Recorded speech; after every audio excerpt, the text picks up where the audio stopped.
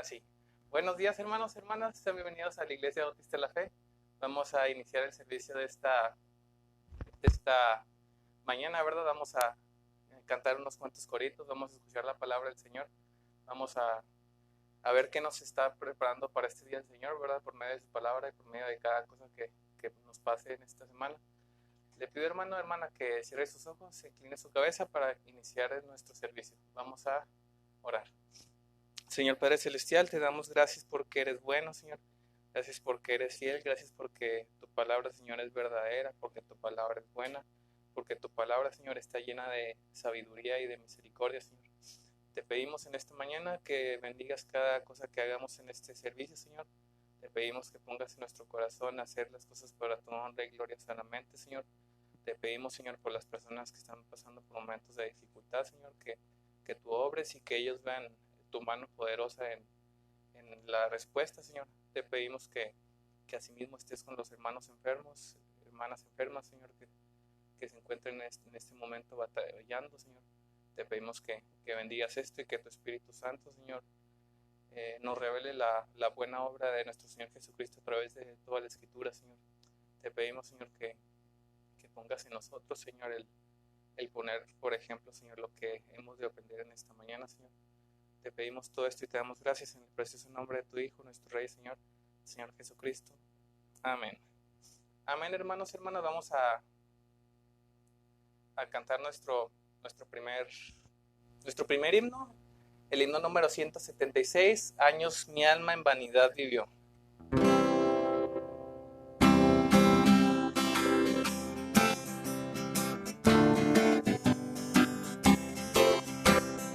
Años mi alma en vanidad vivió, ignorando el tiempo en mí sopló, porque en el Calvario sucumbió el Salvador.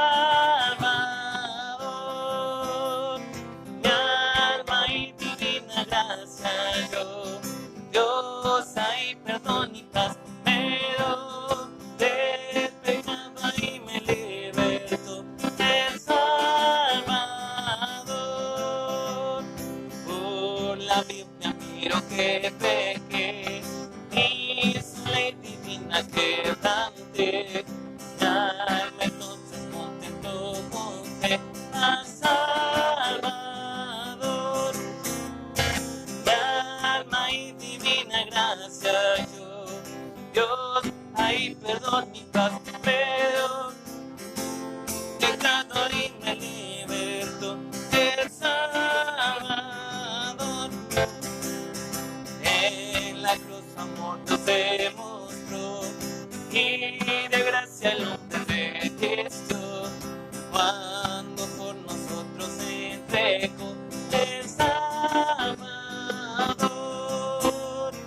Mi alma y divina gracia yo, Dios hay perdón y paz pero del pecado y me libertó el Salvador. En la Biblia miro toda mi alma que esto ya entregué, hoy le quiero y sirvo como a Rey, por los siglos siempre cantaré al Salvador. Mi alma y divina gracia yo, Dios hay perdón y paz pero del pecado y me libertó el Salvador. Amén, hermanos, hermanas. Vamos a cantar también ahí mismo nuestro himnario, el himno número 265, Lluvias de Gracia, 265.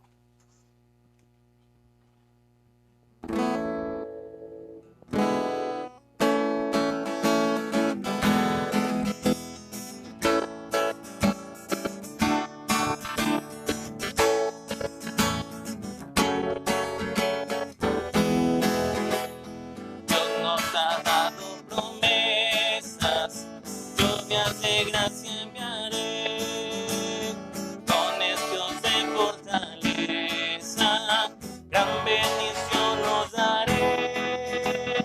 Lluvias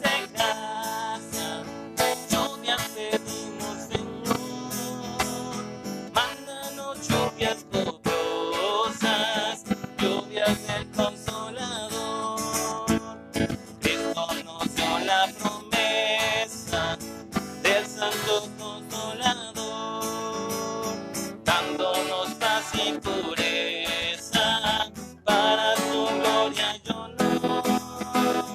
Lluvias de gracias, lluvias pedimos, Señor, mándanos lluvias copiosas, lluvias del Consolador. Nuestra Señora creyente, todo de amor y poder, tú eres de gracia la fuente, llena de paz nuestro ser. Lluvias de gracia, lluvias pedimos, Señor, mándanos lluvias copiosas, lluvias de Consolador. Obra en tus cielos piadosos, celo, viento y valor, dándonos dones preciosos, dones del Consolador.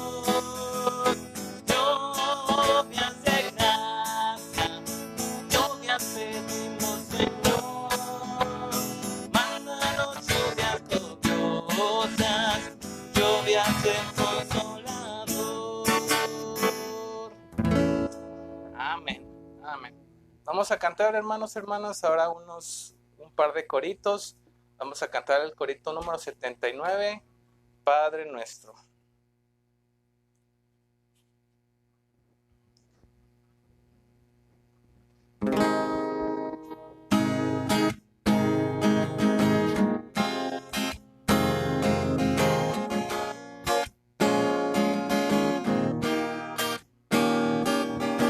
Padre, Padre nuestro, que estás en los cielos, santificado sea tu nombre, y danos hoy nuestro pan cotidiano, y perdona nuestras iniquidades. Padre nuestro, que estás en los cielos. La, la, la, la, la, la, la, la. Padre, Padre nuestro, que estás en los cielos, santificado sea tu nombre, y danos hoy nuestro pan cotidiano, y perdona nuestras iniquidades. Padre nuestro, que estás en los cielos. La, la, la, la, la, la, la. Amén, hermanos, hermanas, y antes de dar el espacio para el estudio de la carta de los Hebreos, vamos a cantar por último el corito número 58, Mi Dios es real. Corito número 58, Mi Dios es real.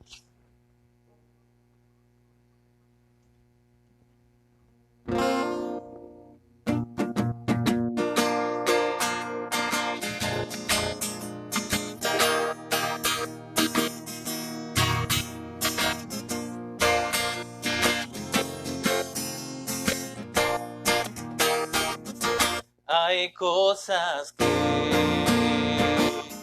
yo no comprendo, no carezas, mas yo no iré.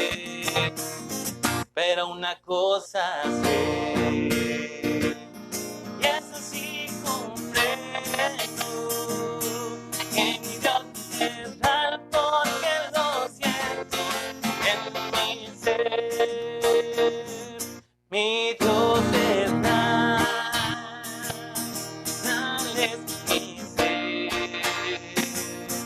Él me ha lavado con su sangre carmesí. Su dulce amor es para mí.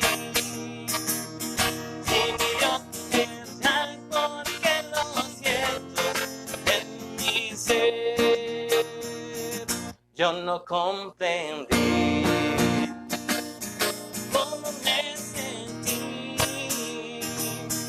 cuando el Señor me perdonó.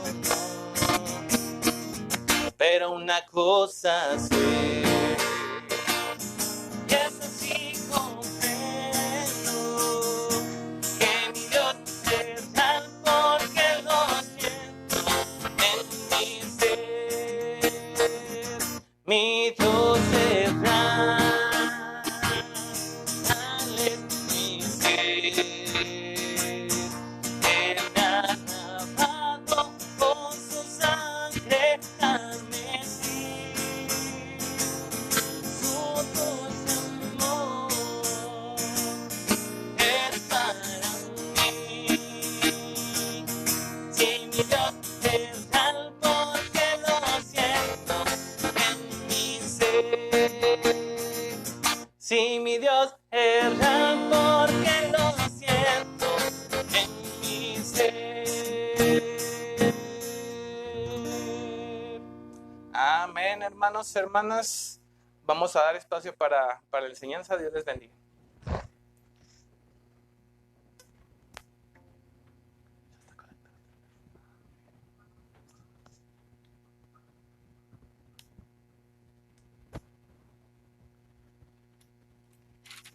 ¿Qué tal, familia? Buenos días. Bueno, pues es una bendición estar nuevamente aquí con ustedes por medio, pues, de estos medios electrónicos en esta mañana tan bonita que el Señor hizo. Vamos, hermanos, a continuar con la exposición que hemos estado llevando en la carta de los Hebreos. Como se han dado cuenta, pues no es una carta tan fácil de asimilar, tiene mucha teología, pero también tiene mucha bendición. Es algo donde hemos descubierto grandes tesoros y en este capítulo pues vamos a continuar, vamos a ir viendo cómo el Señor nos va mostrando cosas maravillosas. Esta carta está escrita en forma de sermón, hermanos, y decíamos semanas pasadas que el objetivo principal es hacer volver el corazón de los judíos cristianos del primer siglo a Cristo. ¿Por qué? Porque estos primeros cristianos estaban sufriendo gran persecución. Entonces estaban ellos vacilando con la posibilidad de volver al cristianismo donde no existía ninguna clase de persecución, donde se sentían más seguros por el momento, porque después sabemos que el mismo imperio romano destruyó no solamente el judaísmo, sino el templo, que era el símbolo de esta religión. Entonces ellos estaban vacilando con volver al judaísmo. El escritor sagrado lo que va a tratar es, por medio de la comparación, demostrar que Jesús es superior a todo aquello que ellos podrían considerar en alta estima.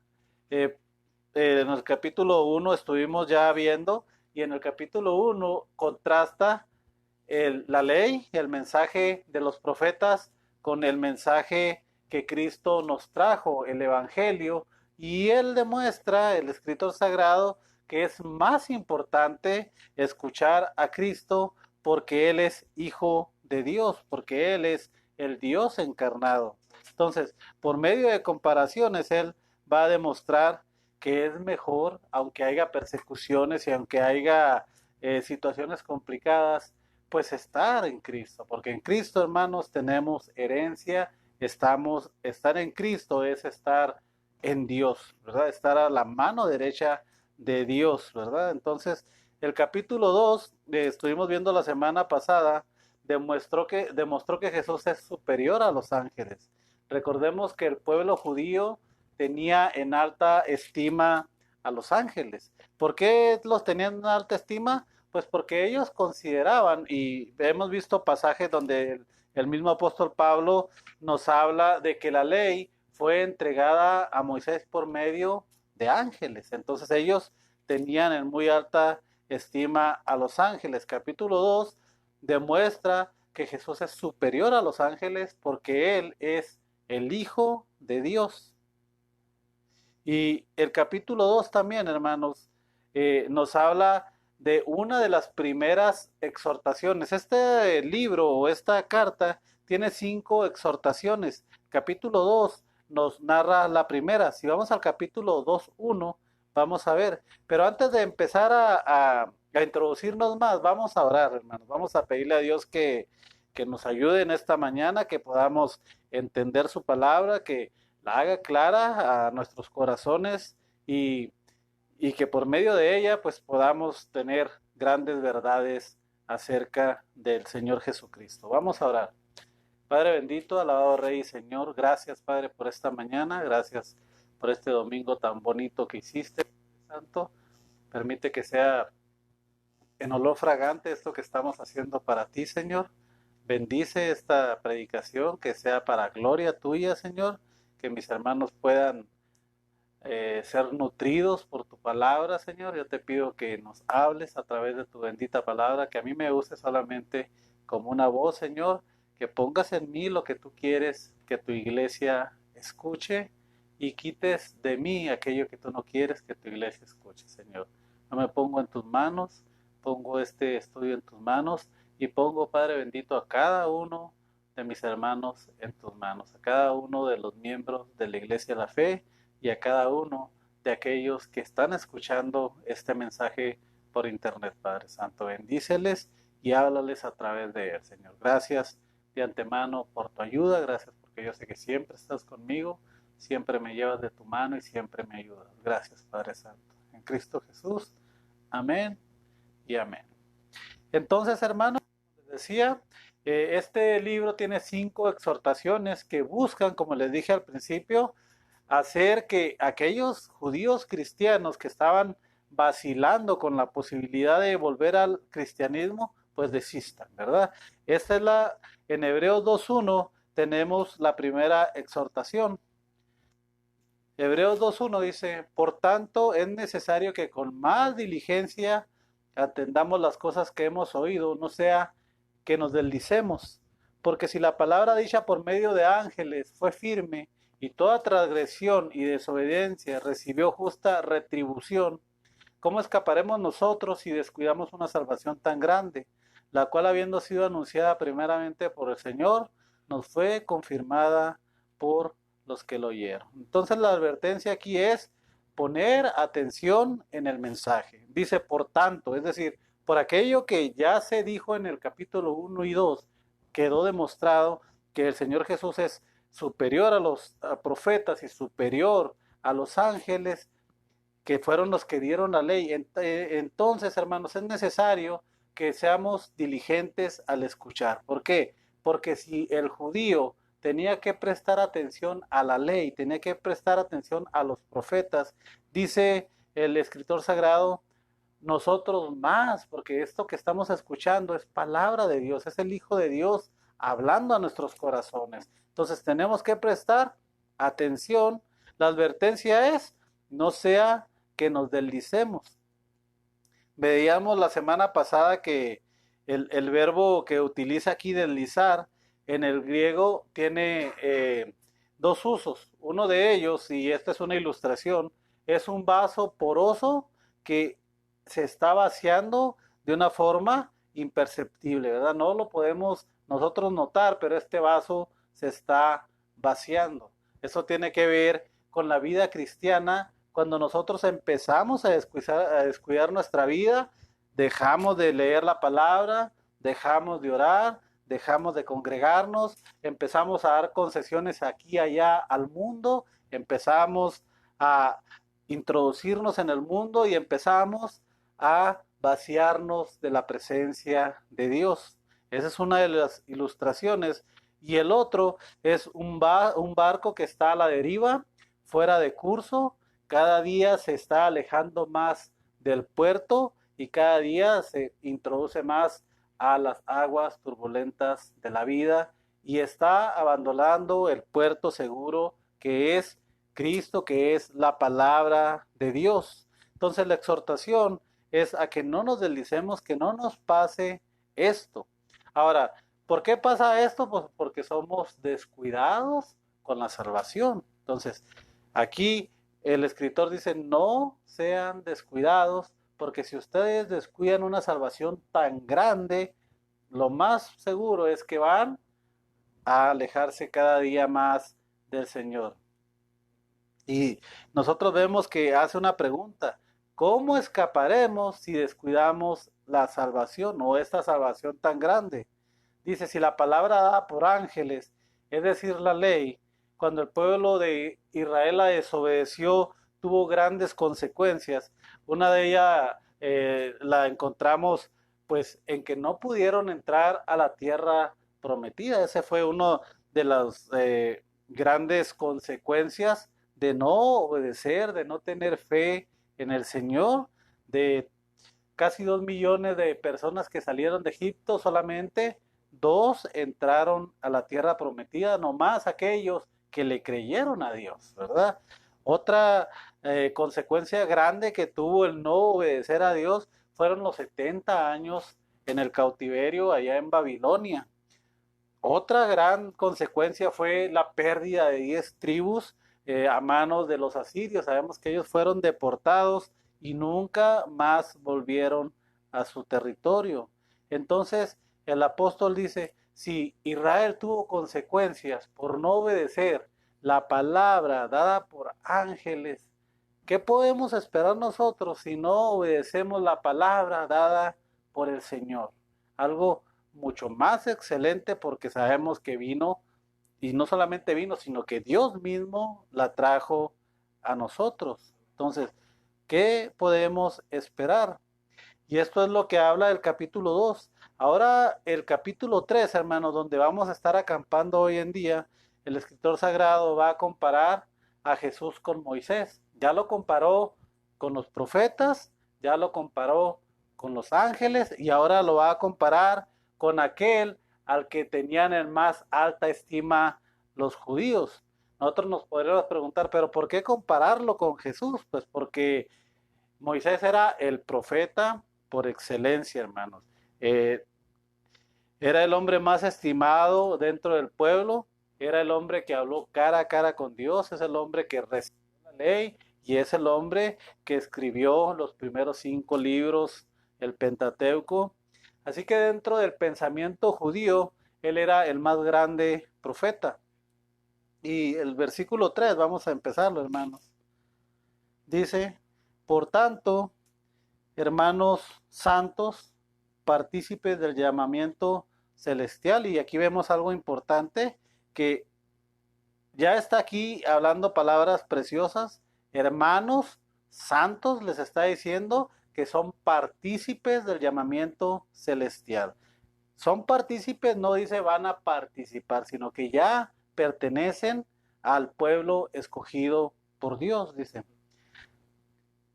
Considerar al apóstol y sumo sacerdote de nuestra profesión, a Cristo Jesús, el cual es fiel al que le constituyó, como también lo fue Moisés en toda la casa de Dios. Porque tanto mayor gloria que Moisés es estimado digno cuanto tiene mayor honra la casa que el que la hizo. Porque toda casa es hecha por alguno, pero el que hizo todas las cosas es Dios. Moisés a la verdad fue fiel en toda la casa de Dios, como siervo para testimonio de lo que iba a decir. Pero Cristo como hijo sobre su casa, la cual casa somos nosotros, si retenemos firmemente hasta el fin la confianza y el gloriarnos en la esperanza. Y viene la advertencia.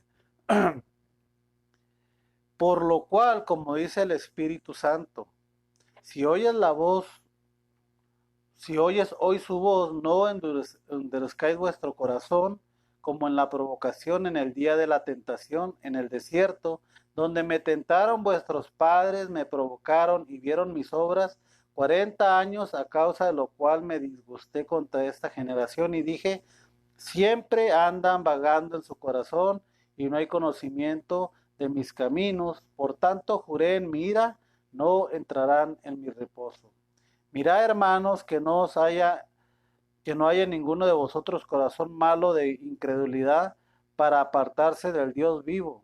Antes, exhortaos los unos a los otros cada día, entre tanto que se dice hoy, para que ninguno de vosotros se endurezca por el engaño del pecado, porque somos hechos partícipes en Cristo con tal que retengamos firmemente hasta el fin nuestra confianza de principio. Entre tanto que se dice, si oyes hoy su voz, no endurezcan vuestros corazones como en la provocación. ¿Quiénes fueron los que, habiendo oído, provocaron? ¿No fueron todos los que salieron de Egipto por mano de Moisés? ¿Y con quiénes estuvo disgustado 40 años? ¿No fue con los que pecaron, cuyos cuerpos quedaron en el desierto? ¿Y a quienes juró que no entrarían en su reposo, sino aquellos que desobedecieron? Y vemos que no pudieron entrar a causa de la incredulidad. Entonces, vemos que viene otra vez y va otra vez a contrastar a Jesús con Moisés.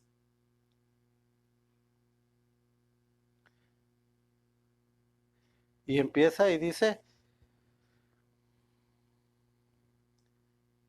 que Moisés dice, por tanto, hermanos santos, partícipes del llamamiento celestial, considerar apóstol y sumo sacerdote de nuestra profesión al Señor Jesucristo.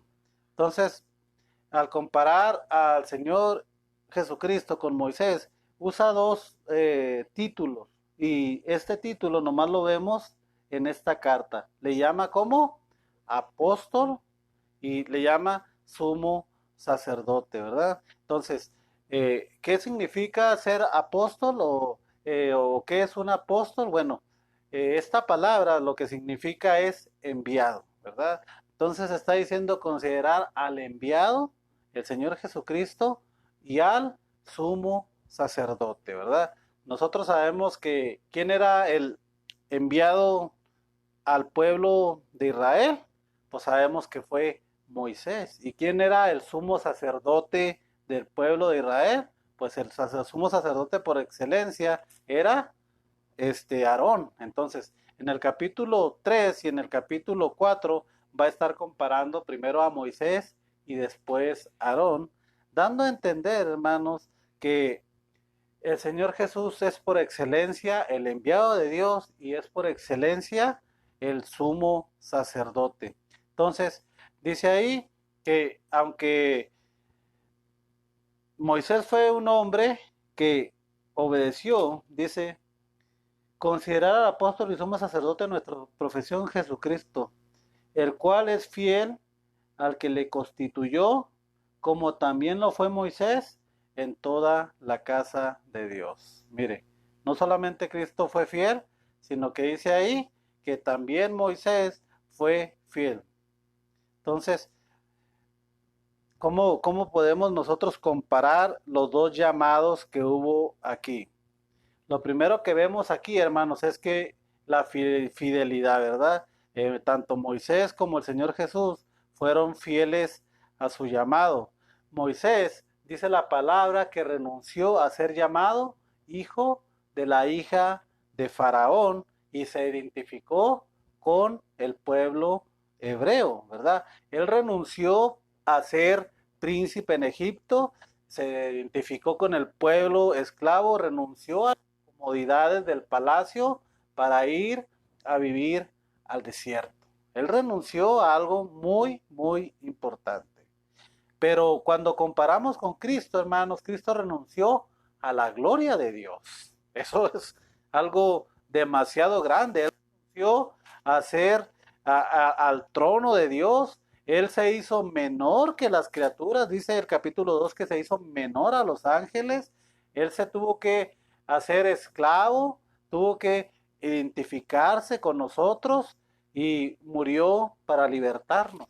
Entonces, aunque el precio que pagó Moisés es grande y admirable, aunque él fue ciertamente un gran siervo, cuando miramos el ministerio de Moisés y miramos el ministerio de Jesús, pues vemos que el ministerio de Moisés fue pequeño en comparación a lo que hizo el Señor Jesús. Ahora, Moisés estaba sacando a un pueblo de la esclavitud, a un pueblo pequeño. Señor Jesús está sacando a la humanidad de la esclavitud del pecado, y no solamente en una generación, sino en muchas generaciones, ¿verdad? Entonces Moisés fue fiel al ejercer el ministerio, lo cumplió, sacó al pueblo de Egipto y lo llevó al desierto, pero también recordemos que Moisés también tuvo cierta resistencia a, a lo que el padre le dijo. Él no quería ir a hablar con Faraón, casi que Dios lo obligó. En cambio, cuando el Señor le dijo a Cristo, ve, confronta al diablo, dice que la palabra, he aquí vengo Dios para hacer tu voluntad. Entonces aquí vemos otra forma de demostrar que el Señor Jesús era superior, porque Él nunca se opuso al plan de Dios, aún siendo mucho más difícil, porque Él tenía que entregar su vida y Él sabía que la iba a entregar. Él conocía el plan de Dios porque Él es Dios, hermanos. Entonces, aún así, Él bebió la copa. Él se humilló a sí mismo, bajó del trono, se hizo esclavo. Él dijo, yo no estoy aquí como uno, yo estoy aquí como uno de los que sirven. Él vino a servirnos a nosotros. Entonces, Jesús es en más alta estima, no solamente por eso, también dice el mismo capítulo, como Moisés en toda la casa de Dios, dice, porque tanto mayor gloria que Moisés es estimado digno cuanto tiene mayor honra que la casa el que la hizo.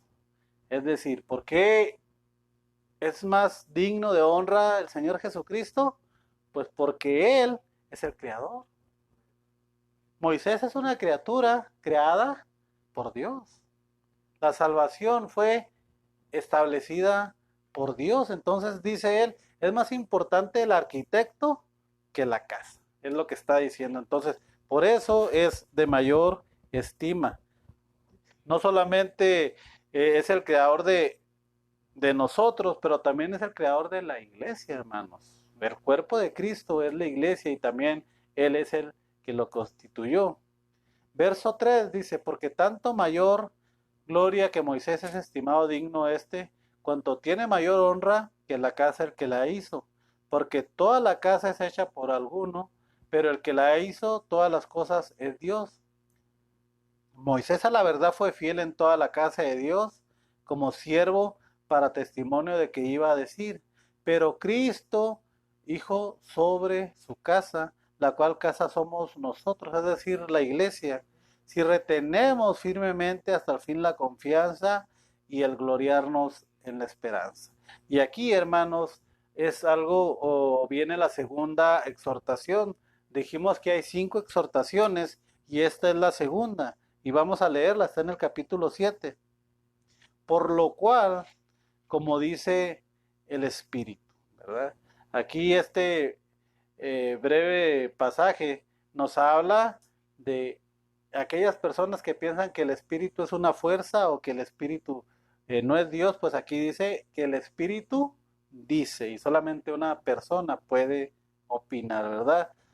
Por lo cual, como dice el Espíritu Santo, si oyes hoy su voz, no endurezcan vuestros corazones como en la provocación, en el día de la tentación en el desierto, donde me tentaron, vuestros padres me probaron y vieron mis obras 40 años, a causa de lo cual me disgusté contra esa generación y dije, siempre andan vagando en su corazón, no han conocido mis caminos, por tanto juré en mi ira, no entrarán en mi reposo.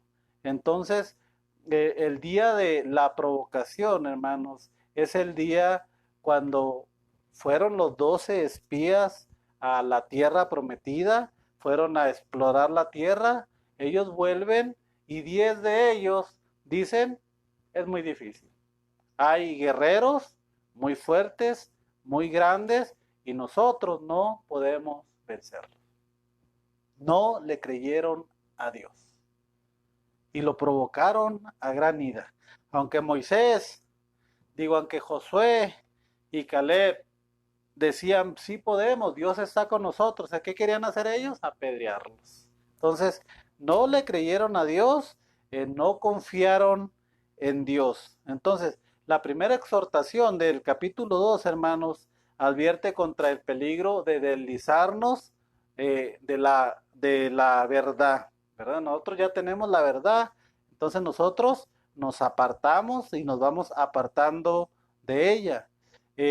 La segunda exhortación es el riesgo de desobedecer esa verdad, ser indiferentes a la verdad, es decir, no creerle a Dios, ¿verdad? Dice el 7, por lo cual, como dice el Espíritu Santo, si oye su voz, no endurezcan sus corazones. Esto es lo que hizo el pueblo de Israel. Ellos simplemente no creyeron a Dios. Y esta palabra endurecer, hermanos, en el original dice o tiene la connotación de un callo, ¿verdad? Los callos, sabemos, no salen de la noche a la mañana, sino que se van formando por la fricción, la falta de atención en aquella área. Si se va rozando y se va haciendo un callo. Ahora, ¿qué es este callo? Pues este callo es piel muerta. Usted le mete una aguja y no siente nada. Es decir, pierde la sensibilidad. La verdad que se va desechando una y otra vez, llega el punto en que yo ya no siento nada. Quizá la primera vez cuando yo le fallo a Dios, me siento mal, ¿verdad? Mi espíritu es contristado y yo me siento mal. Pero si vuelvo a hacerlo, y vuelvo a hacerlo, y vuelvo a hacerlo, llega el punto en que yo ya no siento absolutamente nada, ya no me importa lo que piense Dios. Es como cuando nosotros no éramos cristianos, pecábamos y no nos importaba, ni siquiera nos dábamos cuenta, muchas veces cuando pecábamos. Entonces, una conciencia endurecida es insensible a la palabra de Dios. Escucho la palabra de Dios, pero esta ya no tiene ningún efecto en mi vida. Me entra por aquí y me sale por acá, pero no penetra en mi corazón, porque mi corazón ya tiene un callo que no permite que la palabra de Dios entre a mi vida. Por tanto, como no entra en mi vida, pues tampoco hay un cambio en mí, ¿verdad? Entonces, esto es, no hay sensibilidad, ya está ese callo endurecido. Entonces, la pregunta que debemos de hacernos es esta: ¿tiene efecto la palabra en mí? Cuando escucho la palabra de Dios, ¿se queda en mi corazón o me entra por un oído y me sale por el otro? ¿Importa lo que Dios dice? Si no es así, hermanos, entonces tenemos que tomar muy en serio la advertencia que está haciendo. Dice el 12 ahí, Hebreos 3:12, mirad, hermanos, no haya en ninguno de vosotros corazón malo de incredulidad para apartarse de Dios.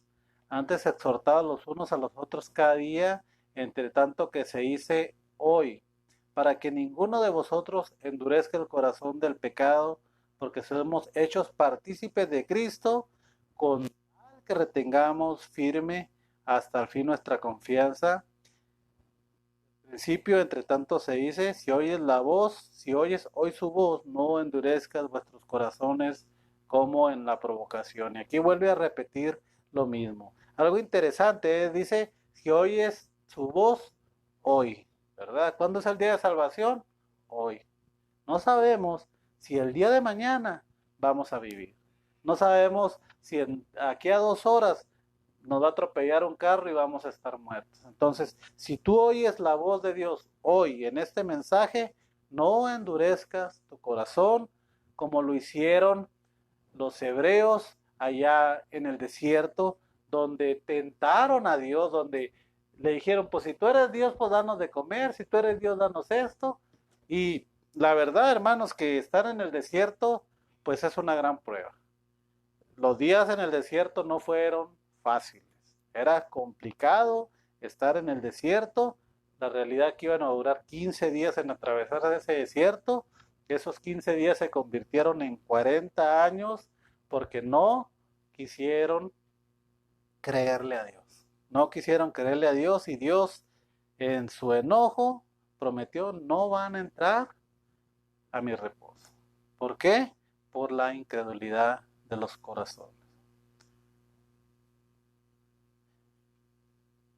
Entonces, hermanos, cuando nosotros vemos la historia de Israel, pues podemos ver también un ejemplo, ¿verdad? Podemos ver nuestra historia. ¿Cómo estamos nosotros actuando respecto a la palabra de Dios?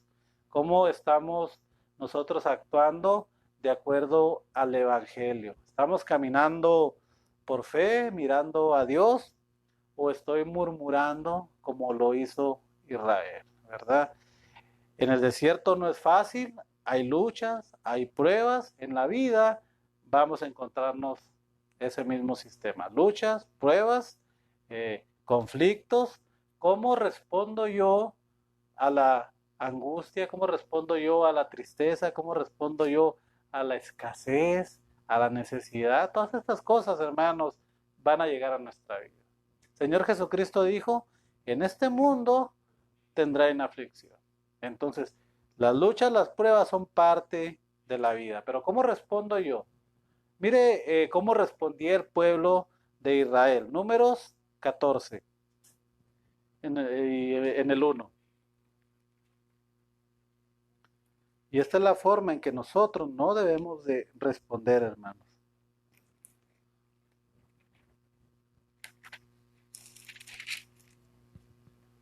Entonces toda la congregación gritó y dio voces al pueblo, lloró aquella noche.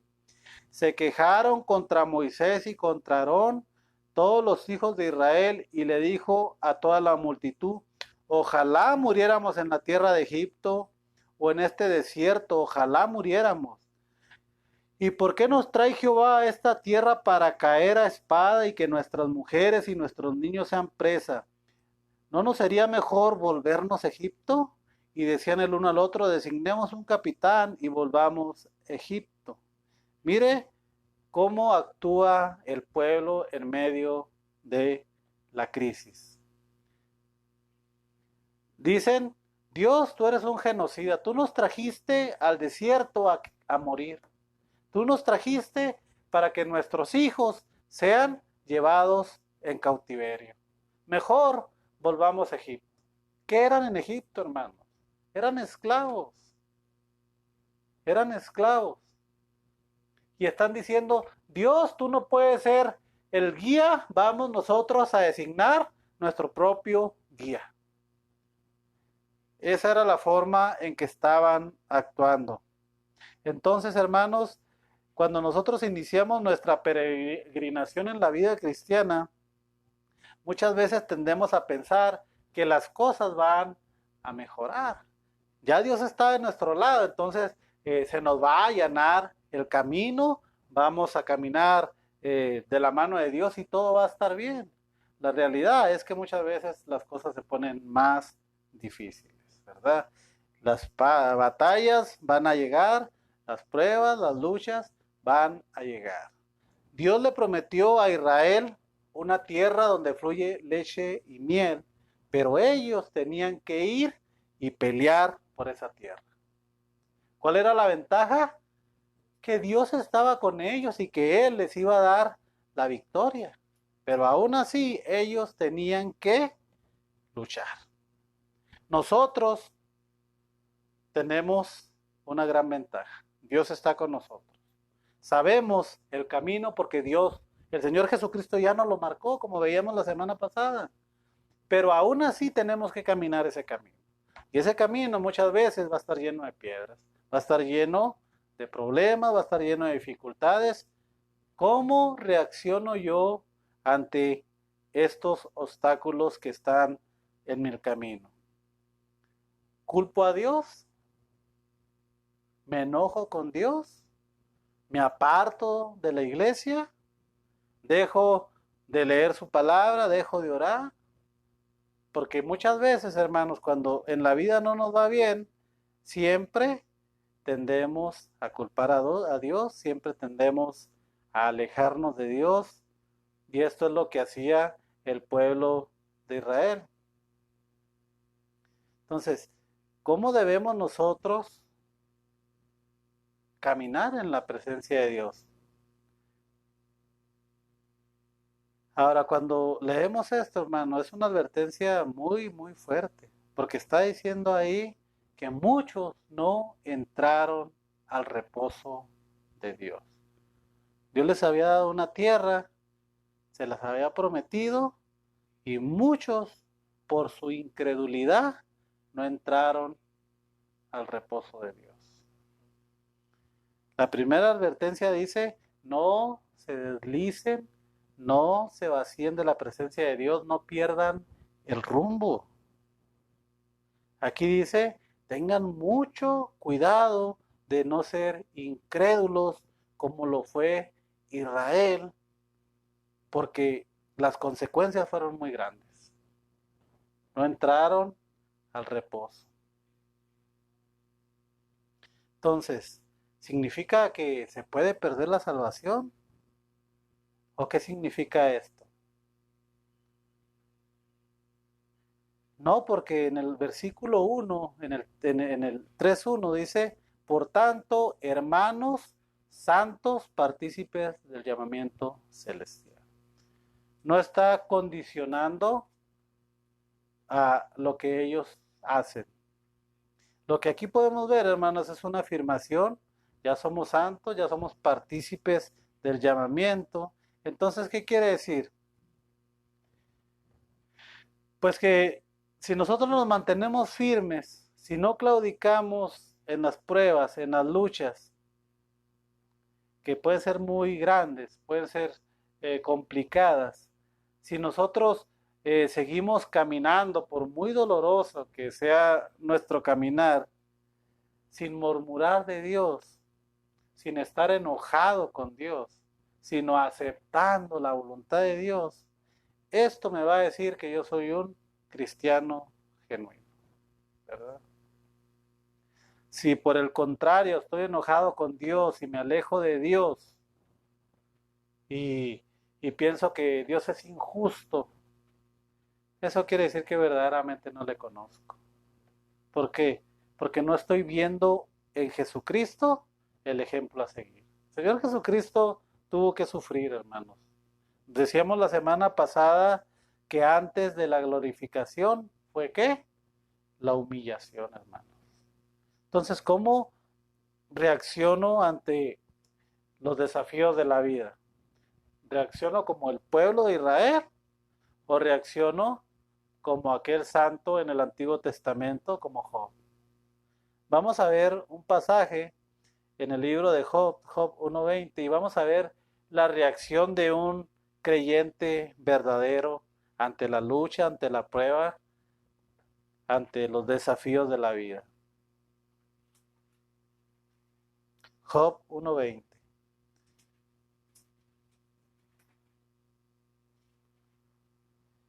Entonces Job se levantó y rasgó su manto, rasuró su cabeza y se postró en tierra y adoró, y dijo, desnudo salí del vientre de mi madre, desnudo volveré allá. Jehová dio, Jehová quitó, sea el nombre de Jehová bendito. En todo esto no pecó Job, ni atribuyó a Dios despropósito alguno. Mire qué belleza, qué corazón de hombre. Esto, hermanos, es el modelo a seguir en nuestra vida. Nada tiene despropósito en nuestra vida. Las luchas tienen un propósito, las pruebas tienen un propósito. Pero ¿cómo reacciono yo ante todo esto? Esa es la pregunta, hermanos, que cada uno de nosotros tenemos que contestarnos y actuar de acuerdo